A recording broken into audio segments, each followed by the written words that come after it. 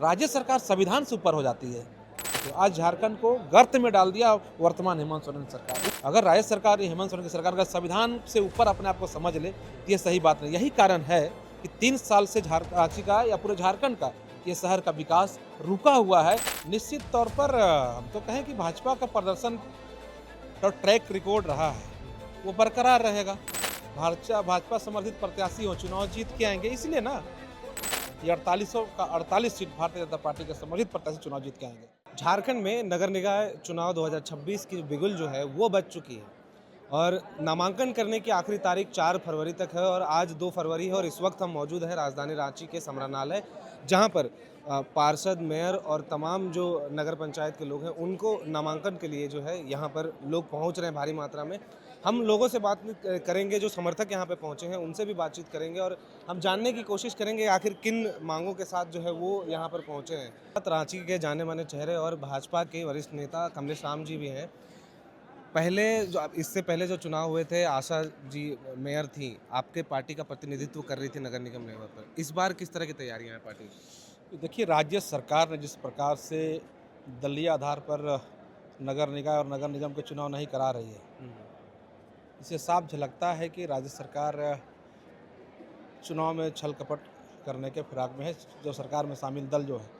लेकिन भी ये परंपरा जनता ने बनाए रखा है कि झारखंड के अंदर नगर निगम में नगर निकाय का चुनाव जब होता है तो भाजपा अर्थात भाजपा समर्थित प्रत्याशी को ही जनता शहर की सरकार मतलब अपना मेयर, पार्षद और नगर निगम के अध्यक्ष चुनते हैं। और निश्चित तौर पर इस बार भी हम सब भाजपा कार्यकर्ता हम लोग अपने समर्थित प्रत्याशी को जिताने के लिए हम सब कोई लगे हुए हैं और निश्चित तौर पर यह शहर का सरकार हमेशा के भांति इस बार भी भारतीय जनता पार्टी के समर्थित प्रत्याशी ही बनाएंगे।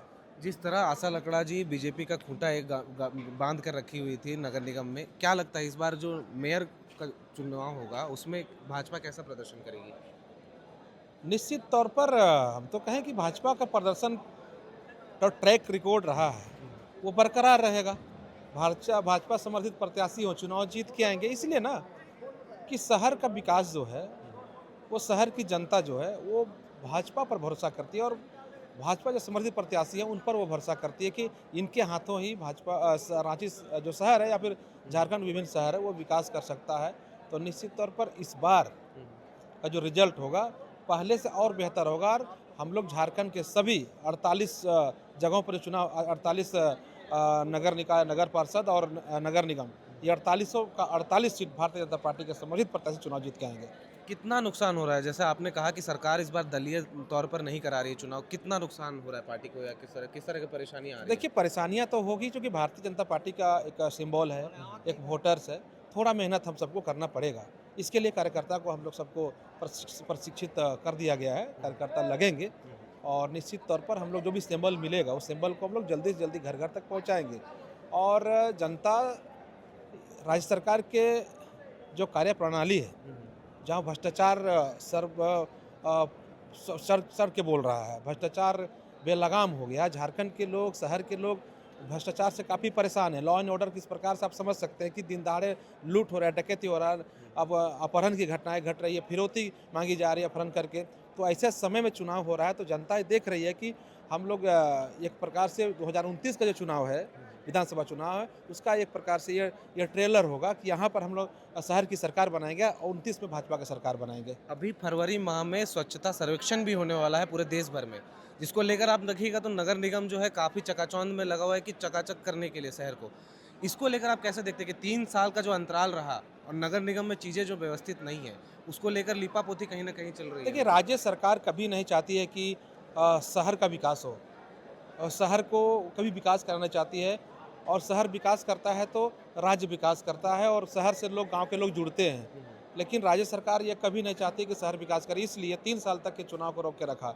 माननीय उच्च न्यायालय अगर नहीं चाहती, हमारे कुछ लोग अगर माननीय उच्च न्यायालय नहीं जाते चुनाव कराने के लिए और माननीय न्यायालय अगर सरकार को बार बार, एक बार नहीं कई बार सरकार को चेतावनी देते हुए चुनाव कराने कहा, तब जाकर राज्य सरकार चुनाव करा रही है। इसका मतलब समझ सकते हैं कि राज्य की जनता जो वोटर्स हैं, जो इस पर नगर निगम चुनाव वोट करेंगे, उनको बखूबी मालूम है कि जो राज्य सरकार जो है, जमीन में कांग्रेस है, इसके समर्थित प्रत्याशी को चुनाव में नहीं वोट देना है। इसलिए कि ये लोग हमेशा शहर विरोधी रहे हैं, ये लोग हमेशा विकास विरोधी रहे, ये लोग हमेशा चुनाव विरोधी रहे, ये लोग हमेशा हमारा जो जनप्रतिनिधि बन के आते हैं, जो हमारा राइट्स है, अधिकार है, इसको लोग कुचलने वाला ये लोग पार्टियां हैं। इसलिए उनके समर्थित प्रत्याशी को चुनाव हराएंगे और विकास करने वाला जो शहर अभी विकास कुछ 3 साल में रुका हुआ है, वो विकास 3 साल को तुरंत हम कैसे विकास कर सकते हैं, इसलिए भाजपा समर्थित प्रत्याशी को ही जनता वोट देने वाली है। एक अंतिम सवाल आपसे करूंगा। अभी पिछले कुछ दिनों में देखा हमने, जैसे कांटा टोली में भी 2 बच्चे नाले में गिर गए थे।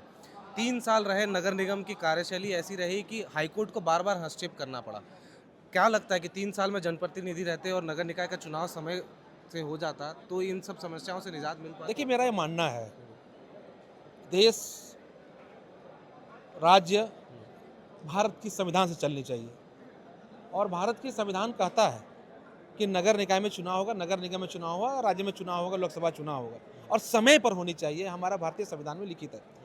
राज्य सरकार संविधान से ऊपर हो जाती है। अगर राज्य सरकार, हेमंत सोरेन की सरकार अगर संविधान से ऊपर अपने आप को समझ ले तो ये सही बात नहीं। यही कारण है कि 3 साल से रांची का या पूरे झारखंड का ये शहर का विकास रुका हुआ है। और आपने ठीक ही कहा कि आज देखिए, कहीं गड्ढा कूड़ा हुआ था, गड्ढा भर नहीं रहा है, गड्ढा खोद के छोड़ दिया जा रहा है।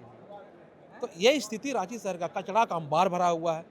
जीरी में भी देख रहे हैं कि हम आए दिन खबरें देख रहे हैं कि प्रोसेसिंग जो झारखंड को सोना झारखंड कहते हैं, जो झारखंड लोग आते हैं बाहर के लोग तो जाना नहीं चाहते थे, आज झारखंड को गर्त में डाल दिया वर्तमान हेमंत सोरेन सरकार। इसलिए ये चुनाव अति महत्वपूर्ण है जनता को फैसला लेने के लिए और विकास के दृष्टिकोण से ये बहुत महत्वपूर्ण चुनाव है। इसलिए जनता इसको महत्वपूर्ण लेते हुए अपना मत का प्रयोग जो करेंगे उस समय देखेंगे कि जो विकास करेगा उसी को वोट करेंगे। तो ये हमारे साथ थे भाजपा के नेता कमलेश राम। आप देखिए कि आज 2 तारीख है और आज नामांकन के लिए चहल पहल काफ़ी है लोगों में, चाहे वो मेयर के प्रत्याशी हों, चाहे वो पार्षद के प्रत्याशी हों या नगर पंचायत के प्रत्याशी हों, वो तमाम अपने समर्थकों के साथ गाजे बाजे के साथ यहाँ पहुँच रहे हैं समरालाले और बाकायदा नामांकन कर रहे हैं। अब देखना होगा, नामांकन 4 तारीख को खत्म होंगे, जिसके बाद जो है 6 तारीख तक स्क्रूटनी की जाएगी और 6 तारीख को जो है आपको चुनाव चिन्ह घोषित कर दिया जाएगा, जिसके बाद 23 को जो है चुनाव होंगे, जिसमें कुल 48 जो पूरे राज्य भर में नगर निगम के जो चुनाव होने हैं और साथ में जो नगर पंचायत के चुनाव होने, इनका फैसला जो है 27 तारीख को सबके सामने होगा। फिलहाल शहर की सरकार बनाने के लिए जो लोग हैं वो उनमें काफ़ी होड़ है, उनके समर्थक हैं वो भी काफ़ी होड़ में और उत्साह से यहाँ पर नामांकन करने पहुँच रहे हैं। आगे क्या कुछ होता है नगर निकाय चुनाव को लेकर, ये तमाम अपडेट्स और तमाम बिंदु आप तक हम पहुँचाते रहेंगे। आपको आज की ये रिपोर्ट कैसी लगी और क्या कुछ कहना है इसको लेकर, ये ज़रूर हमें कमेंट बॉक्स में बताएं। फिलहाल इस वीडियो में इतना ही। कैमरे के पीछे मौजूद है मेरे सहयोगी हर्षित, मैं हूं विकास और आप देख रहे थे एयर नाउ। धन्यवाद।